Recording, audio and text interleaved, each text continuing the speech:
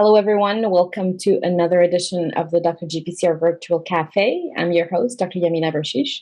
I'm excited today to have with us Dr. Joe Clayton. He is the Global Scientific Program Manager at Biotech, a part of Agilent. And I would like you to help me welcome him. Before we start Joe's presentation, I would like to ask you to make sure that your microphone is muted during Joe's talk.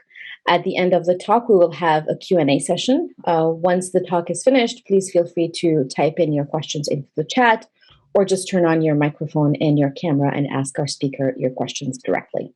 And with this, Joe, welcome. Thank you so much for being here. The floor is all yours. All right, great. Thank you very much, Amina. And thank you for the invitation. It's great to join this group. So let me start by getting my screen shared here. Okay, hopefully, Yamina, you can confirm that we've got the slides being displayed in slide mode there? Yes. Okay, excellent. All right, well, I guess we can get started. Again, welcome everybody. It's a pleasure to be here with you. Let me start by declaring that my background is actually not in GPCRs, but rather cell cycle genetics, and then on to actomyosin regulated processes, primarily within the context of cancer. So I go into this presentation knowing full well that our audience, more likely than not, knows a heck of a lot more about GPCR biology than I do. But however, as an application development scientist, working with a broad range of very versatile instruments, I get to dabble in many fun research fields, with GPCR assays certainly among them.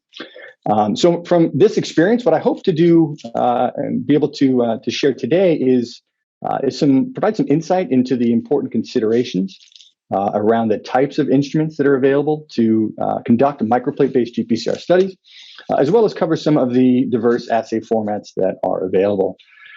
This is using a couple of application notes as well for examples.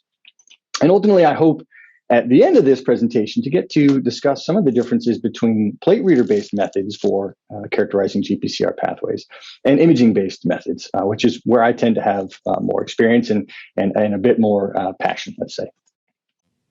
The full episode of the Dr. GPCR Virtual Cafe is now only available in the Dr. GPCR ecosystem with a paid membership. Visit ecosystem.drgpcr.com to sign up, join the ecosystem, and consume all things Dr. GPCR and learn more about what's hot in our field today.